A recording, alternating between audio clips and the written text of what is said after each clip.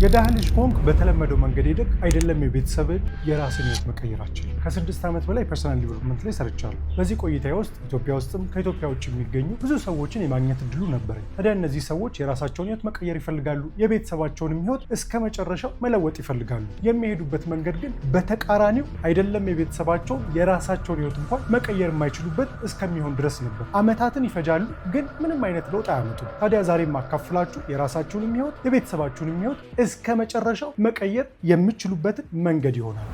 ይህንን ማነሳላችሁን ሐሳብ በጣም በቀላሉ ለመረዳት እንዲያግዘን በሱፊ ተነግሯል ተብሎ የሚታመን አንድ ሐሳብ አለ። እሱን አካፍያችሁ ልጀምር። በወጣትነቴ አቅም በነበረኝ ሰዓት መጀመሪያ ላይ የማስበው ዓለምን ለመቀየር ነበር። ታዲያ ግን እድሜ የገፋ ሲሄድ ጥበብም እያገኘው ስመጣ ዓለምን በቀላሉ መቀየር እንደማልችል ተረዳው። ስለዚህ ሀገሬን መቀየር አለብኝ ብዬ ተነሳው። አሁንም ትንሽ ቆይቼ ስመለከተው ያንንም ማድረግ አልችልም። በመጨረሻ ሰዓት ላይ ግን አንድ ነገር አመንኩኝ፣ ቤተሰቦቼን መቀየር አለብኝ ብዬ ተነሳው። ያንንም ቢሆን ግን እየተረዳሁት ስመጣ ማድረግ እንደማልችል እየገባኝ መጣ። አሁን ላይ አልጋዬ ላይ ሆኜ ሳስበው ግን ምን አለበት በመጀመሪያዎቹ የእድሜ ክፍል ላይ ራሴን ለመቀየር ለማሸነፍ ብጥር ኖሮ፣ ያ ደግሞ ምሳሌ ሆኖኝ ቤተሰቦቼን ለመቀየር ያግዘኝ ነበር። ያ ደግሞ ብርታት ይሰጠኝና ሀገሬንም ለመቀየር እንድችል ያደርገኛል። ምናልባትም ደግሞ ዓለምን መቀየር እችል ነበር ብሎ ተናግሮ ነበር። ታዲያ ዛሬ የማነሳላችሁ ሐሳቦች ምን ላይ ያተኩራሉ? የመጀመሪያዎቹ 4 ነጥቦች ራሳችንን ስለመለወጥ ነው፣ ራሳችንን ስለማሸነፍ ነው። ያንን ካደረግን በኋላ ደግሞ እንዴት ነው ወደ ቤተሰቦቻችን የምንመጣው፣ ቤተሰቦቻችን የምንቀይረው የሚለው እናነሳለን። አጠቃላይ ግን ሐሳቡን ስንመለከት የራሳችሁንም ይሁን የቤተሰባችሁንም ሕይወት ለአንዴና ለመጨረሻ ጊዜ መቀየር የምትችሉበትን መንገድ ይሆናል የምንመለከተው። እንግዲህ ወደ ሐሳቦቹ ከመሄዳችን በፊት ለዚህ ቻናል አዲስ ከሆናችሁ ከዚህ በኋላ እንደዚህ አይነት ጠቃሚ እናንተን የሚያሳድጉ ሐሳቦችን በዚህ ቻናል ላይ ስለምናስተላልፍ ቻናሉን ሰብስክራይብ አድርጋችሁ የደውል ምልክቷን መጫን አስታውሱ። ቪዲዮንም ደግሞ ላይክ አድርጋችሁ ብትጀምሩት ብዙ ሰዎች ጋር እንድንደርስ ይሄ ሐሳብ ሰዎችን እንዲቀይር ማገዝ ትችላላችሁ። በቀጥታ ወደ ሐሳቦቹ እንሂድ። የመጀመሪያው ሐሳብ ብቻህን መሆን ነው። ብዙ ጊዜ የአንድ ቤተሰብ ህይወት የሚቀየረው በሆነ አንድ ሰው ነው። ታዲያ ግን ያ አንድ ሰው ማድረግ ከሚጠበቅበት ነገር አንዱ ብቻ መሆን ነው። ለምን ካላችሁኝ ያ ቤተሰብ መጀመሪያ የሚኖረው ህይወት አለ ወይም ስታተስ አለ፣ የኑሮ ደረጃ አለ። ከዛ የኑሮ ደረጃ ለመውጣት ከተፈለገ የተለየ ሐሳብ የተለየ መንገድ ያለው ሰው ያስፈልጋል። በተለመደው መንገድ በተለመደው አስተሳሰብ ውስጥ ሆኖ የተለየ ለውጥ ማምጣት የሚባል ነገር የለም። ታዲያ ልክ ከዛ ቤተሰብ ውስጥ የተለየ ሐሳብ የተለየ መንገድ ያለው ሰው መውጣት ሲጀምር እነዛ ሰዎች ግራ መጋባት ይጀምራሉ። ወደዛ ለመመለስ ሊፈልጉ ይችላሉ፣ ቤተሰቦች ስለማያውቁት። ምናልባት በዚህ ጉዳይ ላይ የበለጠ ማብራሪያ ከፈለጋችሁ ከ16000 ሰው በላይ የተመለከተው አንድ ቪዲዮ አለ። እዚህ ላይ እንግዲህ ተምኔሉ እንደምታዩት ቪዲዮውን ደግሞ ገብታችሁ ማየት ትችላላችሁ። እዛ ቪዲዮ ላይ እኔ ያጋጠመኝን ራሴን ለመቀየር ስነሳ የሄድኩበትን መንገድ እያንዳንዱን በዝርዝር አስቀምጫለሁ። ታዲያ እዚህ ላይም ርዕሱ ላይም እንደምታዩት ዋነኛ ጠላታችሁ የሚወዷችሁ ሰዎች ናቸው። ታዲያ እነዚህን ሰዎች እንዴት ነው አሸንፋችሁ ስኬታማ የምትሆኑት የሚለውን እዛ ቪዲዮ ላይ ማግኘት ትችላላችሁ። ለአሁን ግን የምነግራችሁ ነገር የሚጠበቅባችሁ ዋነኛው ነገር ምንድን ነው?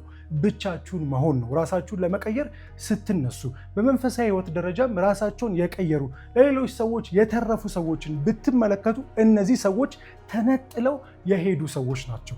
ስለዚህ እናንተ መነጠል ሊኖርባችሁ ይችላል። በሀሳብ ትለያላችሁ። ያ ማለት መነጠልን ፈልጋችሁት አይደለም፣ ግን የተለመደ አይነት መንገድ አለ፣ ከዛ መንገድ ሌላ መንገድ አለ ብላችሁ የታያችሁ ነገር አለ። ያንን ለማድረግ ግን ስትሄዱ የሚያጋጥማችሁ ፈተና አለ። በዛ ሰዓት ላይ ፈተናው ከጎተታችሁ ወይም ያ አስተሳሰብ ከመለሳችሁ ተመልሳችሁ የቤተሰባችሁ ሕይወት አይቀየርም፣ የእናንተም ሕይወት አይቀየርም። ግን መጀመሪያ ላይ ማድረግ ካለባችሁ ነገር ውስጥ ዋነኛው ነገር ምንድን ነው? ብቻችሁን መሆንን መለማመድ ነው። ብቸኛ ልትሆኑ ትችላላችሁ። በተለይ ራሳችሁን ለመቀየር ስትነሱ የመጀመሪያው ማወቅ ያለባችሁ ነገር ይሄ ነው። ወደ ሁለተኛው ነው። ሁለተኛው ከራስ ብዙ መጠበቅ፣ በተቃራኒውም ደግሞ ከራስ ብዙ አለመጠበቅ። ሁለቱንም እንመልከት። የመጀመሪያው እንግዲህ ከራስ ብዙ መጠበቅ ስለ እንግዲህ የደሃ ልጅ ከሆንክ አጠገብህ አይዞ አለውልህ የሚል ሰው የለህም ማለት ነው። ስለዚህ በዚህ ሰዓት ላይ ራስን መቀየር የምትፈልግ ከሆነ እያንዳንዱን ኃላፊነት መውሰድ ያለብህ አንተ ነህ።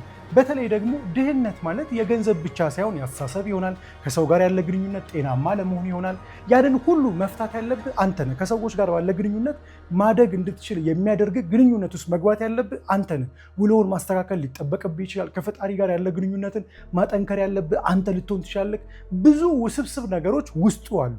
ስለዚህ እነዛን ነገሮች ሁሉ ፈተህ አሸንፈህ ህይወትን የመቀየሩ ኃላፊነት አንተ ላይ ይወድቃል። ስለዚህ በዚህ ሰዓት ላይ ከራስ ብዙ መጠበቅ የግዴታ ነው። ከራስ ብዙ ስትጠብቅ ማለት ከሰዎች አትጠብቅም ማለት ነው። ሰዎች ያደርጉኛል ብለህ የምትጠብቀውም ሰው የለህም። ስለዚህ ጠዋት ማታ መስራት ይኖርብሃል። የቤተሰቦቹን ህይወት የቀየረ አንድ ሰውን ብትመለከት በጣም ጠንክሮ የሚሰራ ብዙ ነገርን በራሱ ማድረግ የቻለ ሰው ነው። ያንን ካደረግክ በኋላ ምናልባት ለታናናሾች ይሆናል ወይም ደግሞ ለቤተሰቦች ሌሎች ሰዎች አንተ ማገዝ ልችል ትችላለህ። ነገር ግን የመጀመሪያው ሰው መሆንን ስለሆነ የምናነሳው የራስንም የቤተሰብንም ህይወት መቀየር የምትፈልግ ከሆነ መጀመሪያ ከራስ ብዙ መጠበቅ አለብህ። ያ ምናልባትም የሚያሳዝነውና መራሩ እውነት ነው። ታዲያ ግን ከዚህ በመቀጠል ከራስ ብዙ አትጠብቅ ብያለሁ። ምን ማለቴ ነው ካልከኝ፣ አንድን ነገር ለማድረግ ስትሄድ ከራስ ብዙ ጠብቅ። በቃ ያንን ህይወትን ለመቀየር በምትሄድበት መንገድ ሁሉ አንተን የሚጠበቅብህ። ስለዚህ አማራጭ የለህም። ከራስ ብዙ ጠብቅ። ማድረግ የምችለውን ሁሉ አድርግ። ከዛ ግን ውጤቱ ሲመጣ ግን ከራስ ብዙ አትጠብቅ። ምን ማለቴ ነው? ከራስ ብዙ አትጠብቅ ማለት ለራስ የዋህ ሁን። ምናልባት ብትሳሳት፣ ብታጠፋ፣ ብትወርቅ፣ ባላሰብከው መንገድ ብትሄድ ራስን አትውቀስ። አንተ እኮ ከቤተሰቦች ተነጥለ የሆነ መንገድ ለመሄድ እየጣርክ ያለ ሰው ነህ።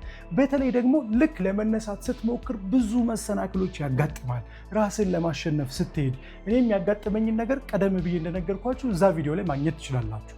ልክ ያንን ስታደርግ መሰናክሎች ያጋጥመዋል። ምክንያቱም መንገድ ያሳየ ያመላከተ የለም። ስለዚህ በተለይ ውጤቱ ላይ ስንመጣ ከራስ ብዙ አትጠብቅ። ከራስ ብዙ መጠበቅ ያለብህ ስትሰራ ነው። ልክ ውጤቱ ላይ ግን ከራስ ብዙ አትጠብቅ። በቃ ያደረግከው ነገር ትልቅ ነው።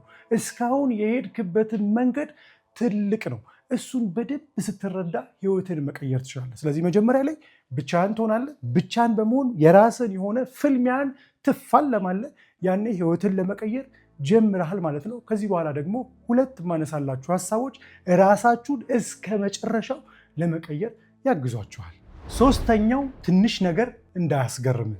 በተለይ ከድህነት ህይወት ውስጥ ስንመጣ ወይም ደግሞ ዝቅተኛ የኑሮ ደረጃ ካለው ቤተሰብ ውስጥ ስንመጣ ምን አይነት ነገሮች ያጋጥሙናል? የሆኑ ነገሮች እንለውጣለን፣ እንቀይራለን። ያንን ለውጥ ካመጣን በኋላ ለእኛ ትልቅ ነገር መስሎ ሊሰማን ይችላል። ምክንያቱም ከመጣንበት ነገር አንጻር ያ ያገኘነው ነገር ትልቅ ነው። ስለዚህ ያ ነገር ትልቅ ስለሆነ ደግሞ በቃ ካለን እናካፍላለን፣ ጊዜያችንን በሌሎች ነገሮች እናጠፋለን፣ ስራ ላይ ማተኮራችንን እንቀንሳለን። በቃ የሆነ ነገር ለመቀየር የለፋነው ልፋት በጣም ብዙ ነው። ያንን ሁሉ ከለፋን በኋላ ግን በትንሿ ነገር እንረካለን። ምናልባትም ደግሞ ትንሽ ላይሆን ይችላል ወይ ላይመስላችሁ ይችላል። ግን አንድ ነገር ልንገራችሁ፣ ህይወታችሁን እስከ መጨረሻ ድጋሚ ላትመለሱበት እስከሚሆን ድረስ መቀየር የምትፈልጉ ከሆነ የሚያስፈልጋችሁ ነገር እንደምታስቡት ትንሽ ነገር አይደለም። ስለዚህ ያገኛችሁት ነገር ምናልባት ትልቅ መስሎ ሊሰማችሁ ይችላል። እኔ ካደግኩበት ነገር አንጻር፣ እኔ ከኖርኩበት ነገር አንጻር ይህንን ማድረግ የብላችሁ ሊሰማችሁ ይችላል። ከዛ በኋላ በቃ ለሰዎች የምትጋብዙ፣ በተለያየ ነገር ገንዘባችሁን የምታጠፉ፣ እቅድ አቅዳችሁ ሌሎች ነገሮችንም ለማሳካት መስራታችሁ ልታቆሙ ትችላላችሁ። ስለዚህ እዚህ ጋር እንድታስታውሱልኝ የምፈልገው ነገር ትንሽ ነገር እንዳያስገርማችሁ። ምናልባትም የያዛችሁት ነገር ትልቅ ከመሰላችሁ እመኑኝ፣ የቤተሰባችሁን ህይወት መቀየር የምትፈልጉ ከሆነ፣ የራሳችሁን ህይወት እስከ መጨረሻው መለወጥ የምትፈልጉ ከሆነ እንደምታስቡት ብቻ አይደለም የሚያስፈልጋችሁ፣ ብዙ የቤት ስራ አለባችሁ። እሱን እወቁት። ይህንን ስታውቁት ህይወትን ማሸነፍ ትችላላችሁ። አራተኛው ስግብግብና ቋጣሪ ሁኑ። ምን ማለቴ ነው? መጀመሪያ ላይ እንግዲህ ሶስተኛ ላይ እንዳነሳውላችሁ ትንሽ ነገር አያስገርማችሁን ያልኳችሁ። ታዲያ አሁን ያንን ነገር አሸነፋችሁ፣ የያዛችሁት ነገር አላስገረማችሁ። ምክንያቱም ከምትፈልጉት ነገር አንጻር ያ ነገር ትንሽ ነው። ለትልቁ ነገር እየሰራችሁ እያለማችሁ ነው።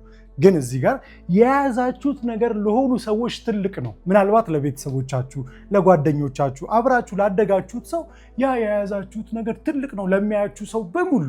ያኔ የእናንተ ሀሳብ ትልቁ ቢሆን እንኳን አጠገባችሁ ያሉ ሰዎች እነዛ የያዛችኋቸው ነገሮች ትልቅ ስለሆኑ ምንድነው ይሄ ሰው የሚስገበገበው ቋጣሪ ነው ብለው ሊያሟችሁ ይችላሉ።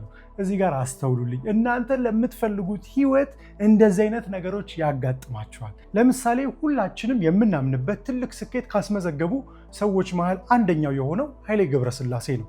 የመጀመሪያዎቹን ዕድሜ ብንመለከተው ከሩጫ በኋላ ወደ ቢዝነሶቹ ከመግባቱ በፊት ያለውን ጊዜ ብንመለከተው ስግብግብና ቋጣሪ በመሆን ነው እንደውም ኃይሌ ገብረስላሴ የሚታወቀው። ታዲያ ግን ያንን መቋጠሩ ነው አሁን ላይ ያሉትን ትላልቅ ቢዝነሶች መገንባት እንዲችል ያደረገው። ስለዚህ አሁን በዚህ ሰዓት ላይ ትንሹ ነገር ሳያስገርማችሁ ስትሰሩ ሰዎች ሌሎች ኔጌቲቭ ነገሮችን ሊያነሱባችሁ ይችላሉ። ስግብግብ ነው፣ ቋጣሪ ነው፣ ምንድነው የሁሉ ነገር እያለው የሚስገበገበው፣ መቼ ነው ይሄ ሰው የሚያቆመው ሊሏችሁ ይችላሉ። እራሳችሁን መቀየር የምትፈልጉ ከሆነ ግን ይሄን ነገር ማድረግ አለባችሁ። ታዲያ ስግብግብ ሁኑ የሚለውን ቃል በሌላ ቃል መተካት እችላለሁ። ይህንን እንዳላደርግ ደግሞ ያስገደደኝ ማን እንደሆነ ልንገራችሁ። ጆን ዲ ሮክፌለር የሚባል በአንድ ወቅት ላይ በጣም ዝነኛ የሆነ ባለሀብት ሰው ነበር። ታዲያ ይሄ ሰው ለልጁ 38 ደብዳቤዎችን ጽፎ አስቀምጦ በመጽሐፍ መልክም አሁን ብዙ ሰዎች ጋር ተዳርሷል። ታዲያ እነዚህ ደብዳቤዎች ውስጥ አንደኛው ደብዳቤ ምን ይላል መሰላችሁ? ግሪድ ኢዝ ነሰሰሪ፣ ወይም በአማርኛ በቀጥታ ስንደረጉመው ስግብግብነት አስፈላጊና ግዴታ የሆነ ነገር ነው ብሎ ያስቀምጠዋል።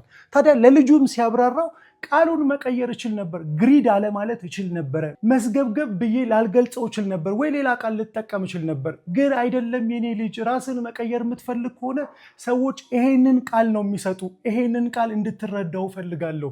ይሄ ቃል ማለት ምን ማለት ነው? መጀመሪያ ራስን ለመቀየር ስትነሳ ለጊዜ፣ ለገንዘብ፣ ለዓላማ ስግብግብ መሆንን ያስፈልጋል። ለምታምንበት ነገር ጊዜህን፣ ገንዘብህን፣ ኢነርጂን ማዋል ያስፈልጋል። ሌሎች ነገሮች እንዳይወስዱ ማድረግ ይኖርብሃል። ለዛ ነው የኔን ህይወት መቀየር የቻልኩት። ስለዚህ የኔ ልጅ ግሪድ ኢዝ ነሰሰሪ ብሎ በአንድ ደብዳቤ ለልጁ አስፍሯል። ስለዚህ ለእናንተም ይሄንን ነገር ተግብራችሁት ህይወታችሁ እስከ መጨረሻው መቀየር ትችላላችሁ። ስለዚህ እስካሁን ያነሳሁላችሁን አራቱን ሀሳቦች ከተገበራችሁት የራሳችሁን ህይወት መቀየር ማስተካከል ትችላላችሁ። አሁን የመጨረሻው አምስተኛዋ ነጥብ ደግሞ ማነሳላችሁ ቤተሰቦቻችንን ወይም አጠገባችን ያሉ ሰዎችን ስለ መቀየር ይሆናል። እዚህ ጋር እንድታውቁልኝ የምፈልገው ነገር ምንድን ነው? አቅማችሁን ማወቅ ነው። ይህንን ደግሞ ከማን ፓተርኑን እንወስዳለን? ብዙ ጊዜ እኔም ስልጠናዎች ላይ ሰዎችን ከምላቸው ነገሮች ውስጥ አንዱ ስኬታማ መሆን ከፈለጋችሁ የሆኑ ሰዎች ስኬታማ የሆኑ አሉ። እነዛ ሰዎች የተጠቀሙትን ፓተርን ተጠቅማችሁ ስኬታማ መሆን ትችላላችሁ ነው። ስለዚህ የሰዎችን ፓተርን እንመለከታለን። ይህንን ደግሞ የማንን ምሳሌ ያመጣላችኋለሁ? የመርካቶ ነጋዴዎችን ብዙ ጊዜ እነሱ ጋር ይሄ ነገር ስላለ ምሳሌ አድርጌ ወስዳለሁ። ይህም ምንድን ነው? ለምሳሌ መጀመሪያ ሲነሱ ከሆነ ክፍለ ሀገር ሊሆን ይችላል አንድ ሰው የሚመጣው። ታዲያ ያ ልጅ ሲመጣ መርካቶ ይገባል፣ ይላላካል፣ ምን ይላል፣ እንደምንም እየተፍጨረጨረ የሆነ ስራ ውስጥ ወይም የሆነ ቢዝነስ ውስጥ ይገባል። ከዛ በኋላ ያን ቢዝነስ ውስጥ እየሰራ የሆነ ነገር እያገኘ ሲመጣ የራሱን ነገር ማቋቋም ሲችል ያኔ ምን ያደርጋል? ከቤተሰቦች ውስጥ እሱን ሊያግዘው የሚችል ምናልባት ታላቅ ወንድሙ ከሱ ቀጥሎ ያለው ማገዝ የሚችለው ከሆነ እሱን ያመጣዋል። ነገር ግን እሱ ማገዝ ማይችል ከሆነ ከቤተሰብ ውስጥ ነቃ ያለ ማገዝ የሚችል ፍላጎት ያለውን ሰው ደግሞ ወደ እሱ ያመጣዋል። ሙሉ ቤተሰቡን አይደለም ይታያችሁ የሚያመጣው፣ አንድ ሰው ደግሞ ያመጣል። ያ ማለት በአቅሙ ልክ ያም ሰው ደግሞ ሊያግዘው ነው። ምናልባት ያ ሰው የሆነ ሱቅ ከፍቶ ከሆነ ያንን ሱቅ እንዲቆጣጠር፣ ይሄኛው መጀመሪያ ላይ ቢዝነሱን የገነባው ደግሞ አስመጪ ለመሆን የሚያስችልበት አቅምን እንዲያገኝ ማለት ነው። ስለዚህ ተጋግዘው የራሳቸውን ህይወት ይቀይራሉ። አሁንም ደግሞ ሌላ ሰው ደግሞ ያመጣሉ ወይ ሌላ ወንድማቸውን ያመጣሉ። በዚህ መንገድ ሙሉ ቤተሰባቸውን መቀየር ይችላሉ።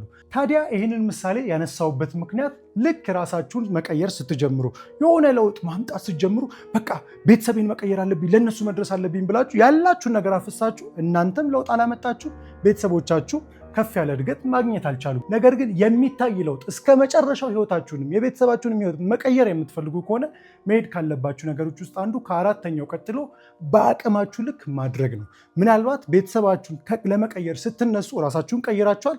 ቤተሰባችሁ ላይ ለመቀየር ስትነሱ ያ ፍላጎት ያለው ሰው ካለ እሱን ይዛችሁ ለመነሳት ጣሩ።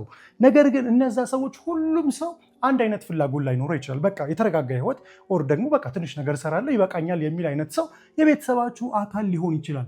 ታዲያ ግን እነዛን ሰዎች ማገዝ አለመቻላችሁ እናንተን ስግብግብና መጥፎ ሰው አያደርጋችሁም። ምናልባት እነዛ ሰዎች ስም ሊሰጧችሁ ይችላል፣ ዘመድ መጥፎ ስም ሊሰጣችሁ ይችላል።